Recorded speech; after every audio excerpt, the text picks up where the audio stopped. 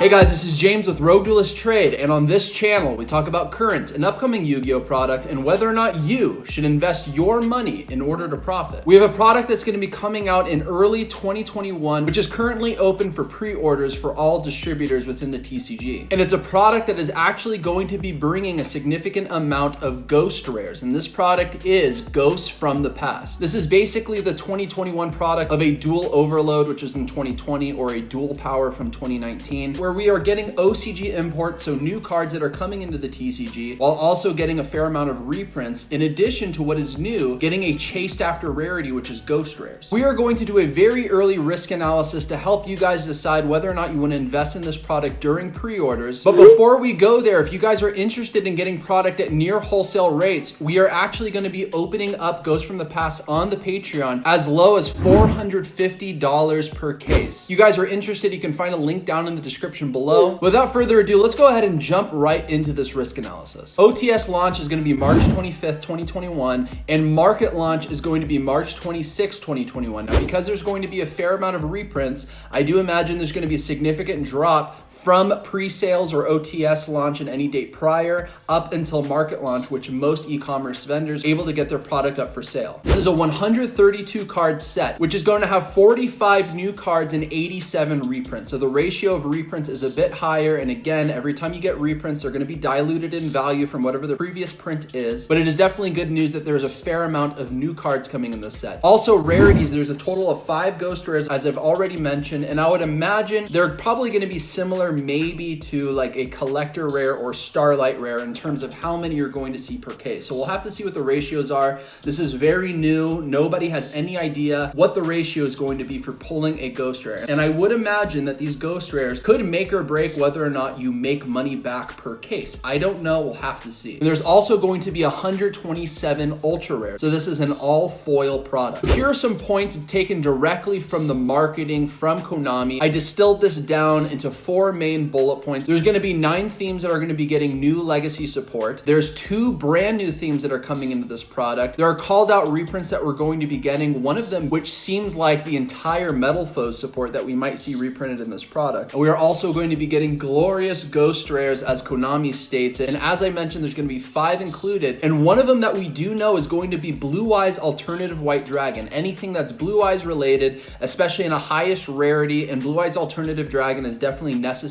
in a Blue Eyes deck. Definitely see this card holding some value. It's going to be interesting to see what the other 4 ghost rares are going to be. So before we really dive into the risk analysis, I am making a lot of strong assumptions. In the marketing from Konami, we are definitely going to be seeing a lot of imports coming from Selection 10, and we know we're going to be getting Dragoonity support, and we did not get the Dragoonity structure deck that came in the OCG. So we're likely going to see the entire Dragoonity structure deck coming into this product, and we're likely going to see all of Selection 10 coming in this product based on everything that we do know is going to be getting support. All right, so we're going to go ahead into our first metric for this risk analysis, and that's going to be generic tech meta cards. If you guys are not familiar with this risk analysis and what these metrics mean, I have definitions in the description down below, but they are fairly straightforward, so you don't have to worry. So as this name suggests, this is basically how many cards are going to be coming into this product that can be used in any deck, because those are almost always going to be the money cards because they're extremely meta relevant and any deck can play them. From what I can tell so far, we have 0 information of something that fits the bill as a generic tech meta card.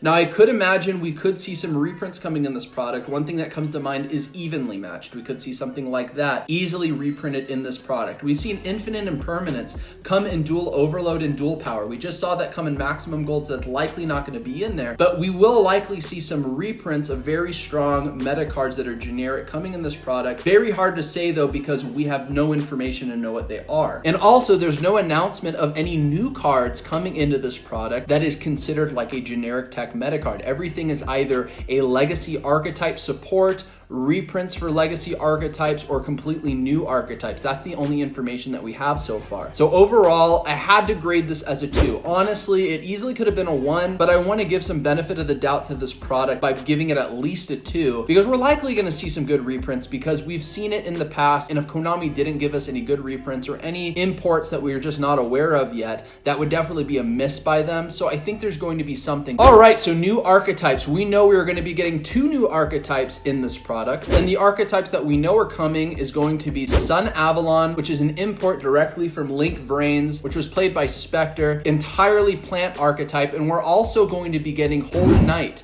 And I probably should have picked a card that said Holy Knight in its name, but Syaru is actually going to be getting a complete revamp as this effect monster. If you guys aren't familiar with the previous version of this card, it came as a promotion card within a DDS game back in the day. So a lot of people are excited to actually see this card kind of coming back to the game and maybe being a little more relevant. So we're gonna go over my top picks as cards that are coming in within these new archetypes that could be money cards, depending on how good these archetypes are. For the first one, we're gonna start with the Sunavalon archetype. It's going to be Sunseed Shadow. I think what's really good about this card is that it's very easy to get onto the field, and then also it has some recursion. When it's in the graveyard, you can use it as resources again by bringing it back onto the field. This is definitely, from what I've seen in deck profiles, an easy 3 of, and anything that's an easy 3 of can easily be a higher dollar card. Next is Sunavalon Dryas, and this card is very good because it's a Link 1 monster, and it only requires 1 level 4 or lower plant monster. And what's really good about this card, especially being a Link 1, you just got to get 1 monster on the field. You can immediately go into this.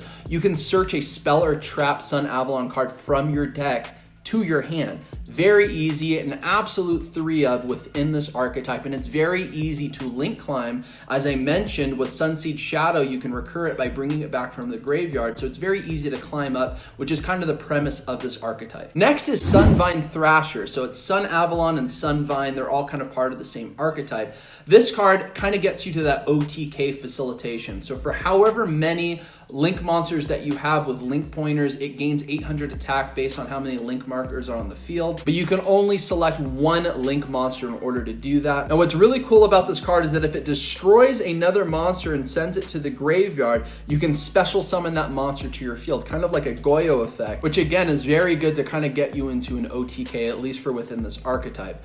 The next card is going to be Sunvine Shrine, which is a continuous spell, and again another easy 2 or 3 of, because you can search this with Sunavalon Dryas. Very good recursion. You can bring back monsters from your graveyard. I believe it's the normal monster. And also you can bring back continuous traps from your graveyard to your hand. And the continuous traps in this archetype are actually very good, at least for this archetype. Next, we're gonna go over the Holy Knight archetype, which Radiant Syaru is also technically part of it, because one of the big things of this archetype is being able to search and special summon level 7 light dragon monsters, which this card is made for this archetype technically. So first let's go over Syaru. Basically, if this card is normal or special summon, and it's very easy to special summon it with this archetype, level 7 light dragon monsters you can easily search and get onto the field from your hand. Once it's special summoned, you can target any card on the field and destroy it. Now it does target, which isn't always great in our meta, but still good, and it is a soft once per turn. So that means if you can get it off to the field and get it back, you can keep reusing its effect. And another thing is if it attacks a monster, you can banish that monster that it attacks until the end phase. Next is going to be Holy Knight Rael. And basically this card is just one of your very good searchers. If it's normal summon, you can add a Holy Knight spell or trap from your deck to your hand. Another great thing is that it's in your graveyard, you can banish it and special summon a Holy Knight monster from your graveyard to the field. So any type of recursion, especially in today's meta, is good. Next is going to be Holy Knight Bellfire, which is an easy 3 of spell card within the archetype. And this is basically your searcher. You activate it and you can add a Holy Knight monster or a level 7 light dragon monster from your deck to your hand. Now those types of effects, those are the types of cards that you might want to have like a bunch and just sit on, because there's going to be a level 7 light dragon monster that's going to come into the meta, and then this card suddenly just blows up. Next is Holy Knight Nativity, which is actually a continuous spell, and again, it is another searcher. As long as you have a light fairy monster in your hand, you can reveal it, and then if you do, you can add a level 7 light dragon monster from your deck to your hand, and then you put the revealed monster on the bottom of your deck. And something that's very easy to use is that if your opponent activates an effect, you can special summon a level 7 dragon light monster from your hand to the field. So a very good card, at least within this archetype, if you really want to take advantage of Radiant Syaru's effect. So overall, I graded new archetypes as a 3. It's not anything that really seems broken. I don't see anything that's really going to be breaking the meta. Now what can happen is that Sunavalon could be a very good splashable plant archetype within other plant archetypes, or Holy Knight might be very splashable in a fairy dragon type of archetype down the road. Now, what is really good are some of those cards that can do some generic searches for things that are outside of archetype.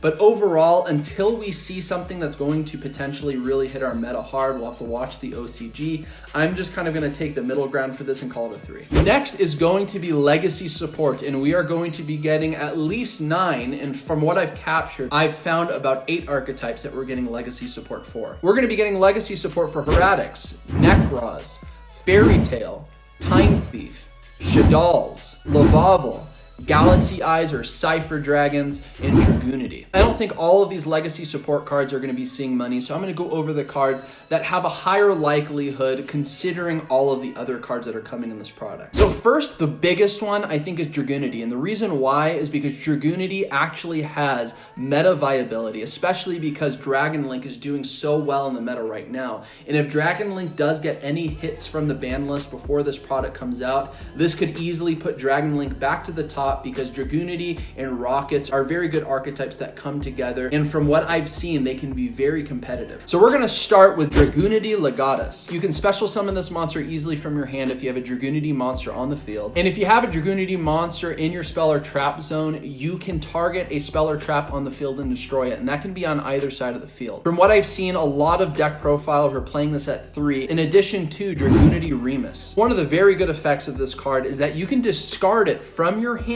and add 1 Dragon Ravine from your deck to your hand. So very easy search. Now, another extremely good effect is that if it's in the graveyard, you can special summon it to the field as long as you have a Dragoonity monster on the field, but you are locked to only being able to summon dragon monsters from your extra deck. Within decks like Dragon Link or something like that, that is not even an issue. Take into account it is a tuner monster, but you can only synchro summon Dragoonity monsters with it as a tuner. And lastly, Dragoonity Glow. This is the search card within the archetype. You can add 1 level 5 or higher Dragoonity monster from your deck or graveyard to your hand. And also, if it's in the graveyard, you can target one of your Dragoonity monsters in your spell or trap zone and bring it into the field in defense position. So again, 2 very good effects. The first one, obviously, it makes it a 3F within the archetype. And lastly is going to be a handful of top picks for some of the cards that are getting legacy support. First is going to be Heretic Heavenly Dragon Overlord of Heliopolis. So this card honestly is only a 1 of, but it is a very good card because it has negation. Basically, if your opponent activates an effect that targets anything on your field, graveyard, or is banished, as a quick effect, you can detach a material and negate it. So that can be very good. There's lots of things that can do that.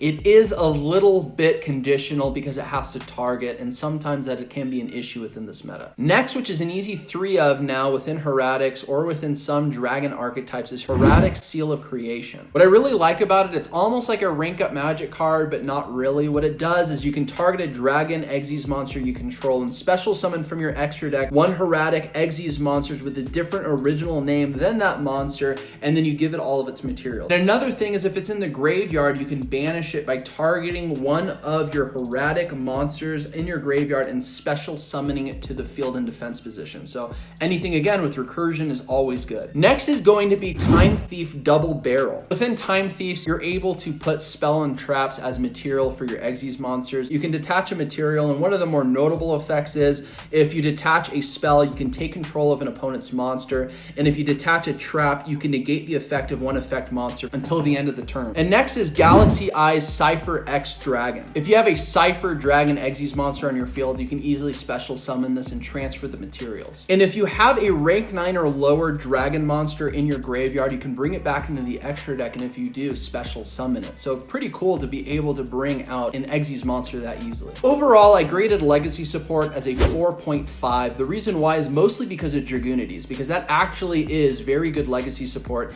and actually can do something in our meta. And we are getting some decent legacy support across the board. Nothing that I think is going to go beyond Rogue, but overall, I think they're very good options, and I think they're cards that can see value, especially Dragoonities. And our next metric is going to be impact to the meta format. Overall, I would say Dragon Link is going to be getting an upgrade by being able to go into the Dragoonity engine in addition to Rockets. Now with the Dragoonity structure deck cards from the OCG coming into the TCG in this product, So there's definitely great opportunity there. I would also say plants are getting an upgrade. If there's any opportunity for plant to ever get some level of meta relevance, this is definitely stepping into the right direction by being able to have link 1 monsters that can search spell or traps that can get you into further combos. And also, maybe not for current meta impact, but maybe impact into the future, having generic searching for level 7 light dragon monsters. Guys, mark my words, one of these days, being able to search any level 7 light dragon will likely be broken, could very well be broken now. We really don't know what this could do yet because we haven't seen this perform into the OCG, but overall,